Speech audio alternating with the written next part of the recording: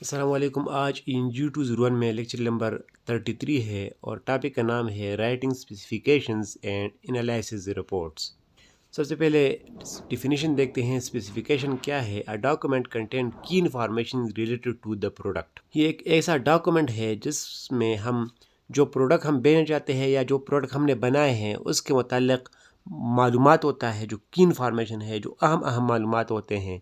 इस डॉक्यूमेंट को हम कहते हैं स्पेसिफिकेशंस। फॉर एग्जांपल अगर आप एक मोबाइल लेना चाहते हैं तो आप गूगल पे सर्च करते हैं, फॉर एग्जांपल ओप्पो F19 आप लिखते हैं तो इस वहाँ पे आ जाता है स्पेसिफिकेशन। जब आप उसको खोलते हैं तो उसके ऊपर सारे डिटेल होता है आपके प्रोडक्ट यानी आपके मोबाइल के बारे में, जैसे इसकी बैटरी कितनी है, इसकी रिजोल्यूशन कितना है, साइज़ क्या है, कलर क्या है, प्राइस क्या है। तो ये जो पूरा मालूमात होता है इसी मोबाइल के रिलेटेड, इस आपके प्रोडक्ट के रिलेटेड, इसको हम स्पेसिफिकेशंस कहते हैं। अब स्पेसिफिकेशन के हैं आउट वालों ने 4 टाइप्स बताए हैं: requirement, functional, design and test specification. एक एक को डिस्कस करते हैं। सबसे पहले है requirement specification. The result of market research is requirement specification. In it the marketing people attempt to specify what the market is looking for. अब इसके ऊपर आपका कॉन्सेप्ट बनना चाहिए कि रिक्वायरमेंट स्पेसिफिकेशन क्या है। जो डिमांड है मार्केट के अंदर, जो गाहक जो है, जो कस्टमर है, कौन सा चीज़ ज़्यादा पसंद कर रहे हैं, इनकी रिसर्च करने को, इनको तलाश करने को हम कहते हैं रिक्वायरमेंट स्पेसिफिकेशन। फॉर एग्ज़ाम्पल एक कंपनी है, उसने अपना जो बंदा है वो बेच दिया मार्केट में। आप देखोगे क्या क्या चीज़ लोग ज़्यादा पसंद कर रहे हैं। वो सुबह से देख रहे हैं कि बहुत सारे कस्टमर आ रहे हैं और हैंड फ्रीज बहुत ज़्यादा ले रहे हैं। तो इस सिचुएशन में ये जो हैंड फ्री है उस कंपनी के लिए जिसने अपना बंदा भेजा है उसके रिक्वायरमेंट स्पेसिफिकेशन है। यानी रिसर्च करना कि कौन सा चीज़ मार्केट में लोग लुकिंग कर रहे हैं, देख रहे हैं, पसंद कर रहे हैं। इसके साथ कुछ 3 डिफिनीशन उन्होंने दी है। प्रोडक्ट डिफिनीशन इसमें सबसे पहले है, it is a description written about the desire product. It should answer the question what is it. Product definition, आप जो चीज़ ले रहे हैं उसके ऊपर उसका जो नाम है उसको हम कहते हैं प्रोडक्ट डिफिनीशन। फॉर एग्जाम्पल अगर आपने एक मोबाइल लिया है और आप उसका जो डब्बा है ऊपर से बिल्कुल वाइट है, ब्लैंक है, तो आपको तो अंदाज़ा नहीं लग रहा कि इसके अंदर कौन सा मोबाइल है। अगर उसके ऊपर आप एक पेन से भी लिख लें, कंपोज फॉर्म में आप छोड़ एक पेन से भी लिख लें इन्फिनिक्स हॉट 8, तो ये जो आपने जो अल्फाज लिखे इसको हम कहते हैं प्रोडक्ट डिफिनीशन, क्योंकि इसने डिस्क्रिप्शन दिया, आपका जो प्रोडक्ट है इस डब्बे के अंदर जो मौजूद है उसके बारे में मालूमात फराहम की। तो ये जो टाइटल, बेसिकली जो टाइटल होता है उसको हम कहते हैं product definition.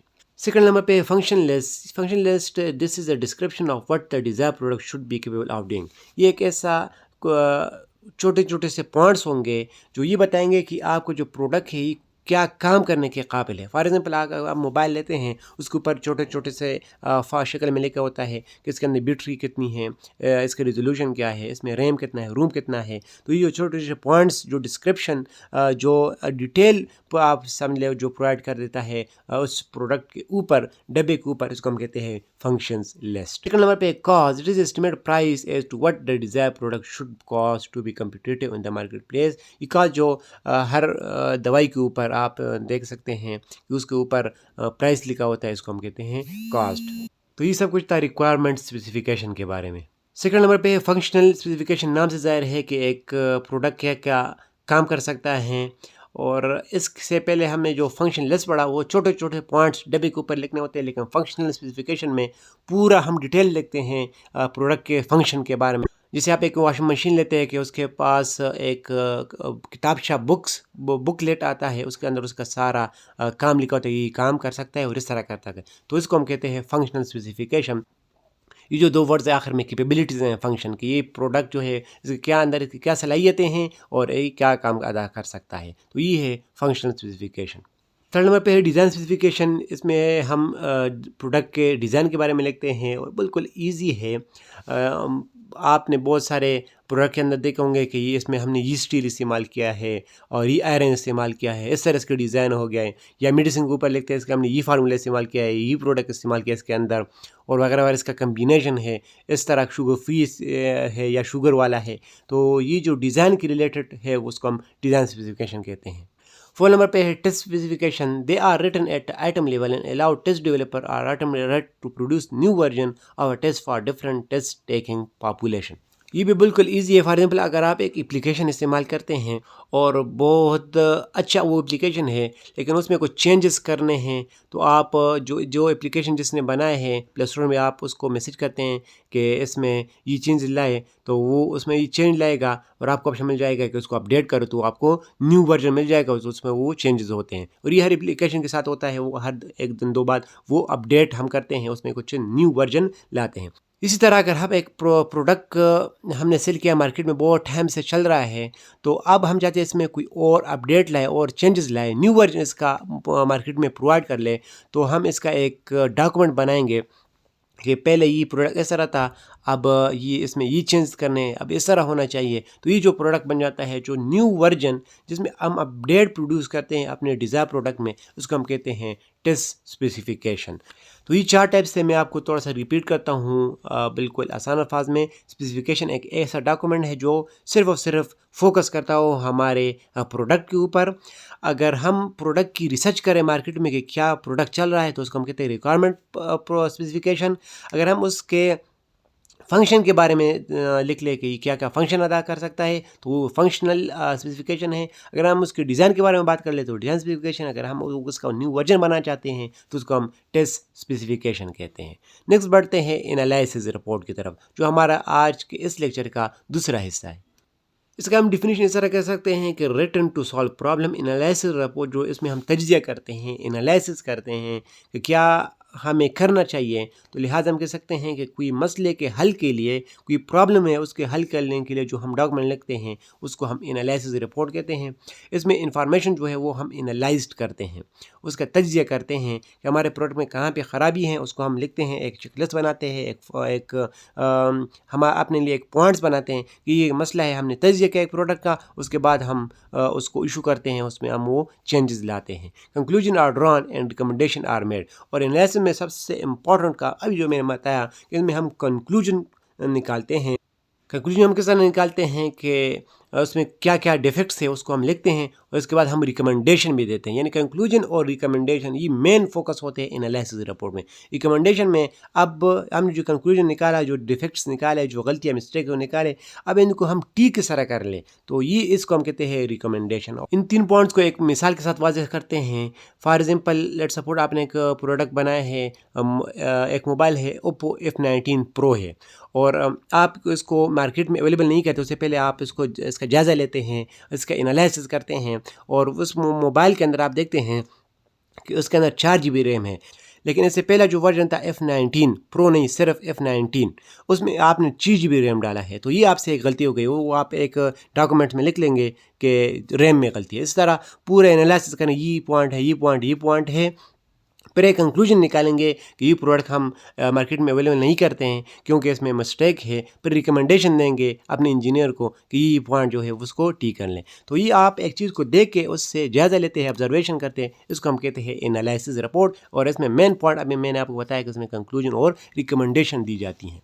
The important thing to remember they know report format is perfect. आपको ये पॉइंट याद रखना, ये मैंने इसलिए मेंशन किया क्योंकि MCQs के लिए इंपॉर्टेंट है कि कोई भी जो रिपोर्ट का फॉर्मेट है वो परफेक्ट नहीं होता, उसमें चेंजेस होते हैं, वो आप उस हिसाब से चेंज करेंगे कहाँ भेज रहे हैं और किस लिए भेज रहे हैं। तो लिहाजा एनालिसिस रिपोर्ट का कोई एक फिक्स फॉर्मेट नहीं है, वो कंपनी जो है वो आपको इशू करेगी, उस हिसाब से आप फॉर्मेट बनाएंगे। लेकिन कुछ यहाँ पे मैंने जो लिस्ट बनाया है, ये चीज़ें तकरीबन हर एनालिसिस रिपोर्ट में लाजमी होती है, इसको हमने डिस्कस करना है। इस लिस्ट को एक दफ़ा पढ़ते हैं। Title page, abstract, table of content, list of sample, introduction, discussion, conclusion, recommendation and appendix. अब हम अपने लिस्ट को साइड पे रखते हैं और एक एक को हम इसका ओवरव्यू देखते हैं कि क्या क्या चीज़ है। फॉर एग्जाम्पल अगर आपको कोई मौका मिल जाता है एनालिसिस रिपोर्ट लिखने का और आप शुरू करते हैं कि एक प्रोडक्ट आपने सामने रखा है, अभी जो मैंने एक मोबाइल का नाम दिया है, यही मोबाइल आपने अपने सामने रखा है और इसके आप एनालिसिस करते हैं कि इसमें क्या क्या चीज़ें हैं। तो सबसे पहले अगर आप अपना रिपोर्ट लिखते हैं तो इसका टाइटल पेज होना चाहिए। एक पेज के ऊपर आप अपना रिपोर्ट जो है वो उसका जो नाम है कि इस रिपोर्ट के अंदर हम क्या लिखने वाले हैं, को वो टाइटल को बंदा देख ले और उससे सारा अंदाज़ा हो जाए कि इसके अंदर क्या है। तो title page should be design with visual order in mind. और अपना टाइटल पेज ऐसा होगा कि उसके अंदर एक विजुअल ऑर्डर आ जाए, एक तस्वर आ जाए कि इसके अंदर क्या मौजूद। और टाइटल पेज आप बहुत बैलेंस कर रखेंगे कि टॉप से भी बॉटम से भी और हर साइड आपको इसको बैलेंस रखेंगे, क्योंकि एक फर्स्ट इम्प्रेशन है आपकी रिपोर्ट को देखने का। और टाइटल पेज में आप ऐसे मवाद लिखेंगे, ऐसे मटेरियल लिखेंगे कि एक इनफ एक काफ़ी इंफॉर्मेशन इसमें मौजूद हो कि रीडर को ये पता लगे कि ये कंटेक्स्ट, ये रिपोर्ट किस चीज़ के बारे में है और किस तरह चीज़ें उसको मिल सकती हैं। सेकंड नंबर पे है एब्स्ट्रैक्ट। एब्स्ट्रैक्ट एक कंडेंसेशन ऑफ इंटायर रिपोर्ट, इसको आप कह सकते हैं जो भी आप रिपोर्ट लिखते हैं उसका एक समरी खुलासे को हम एब्स्ट्रैक्ट कहते हैं। और इसमें आप क्या हो रहा है, क्या हम लिख रहे हैं, जो मेन इशू है उसके ऊपर दो चार पॉइंट्स आप जब लिखेंगे इसको हम कहते हैं एब्स्ट्रैक्ट, ताकि रीडर को अंदाज़ा लग जाए कि पूरी रिपोर्ट में यानी डिटेल इसमें नहीं होता, इसमें कंसाइज दो चार बातें होते हैं कि ये चीज़ इसमें मौजूद है, एक समरी खुलासा है पूरी रिपोर्ट का। इसलिए इसको हम कहते हैं एब्स्ट्रैक्ट आर सेल्फ सफिशिएंट।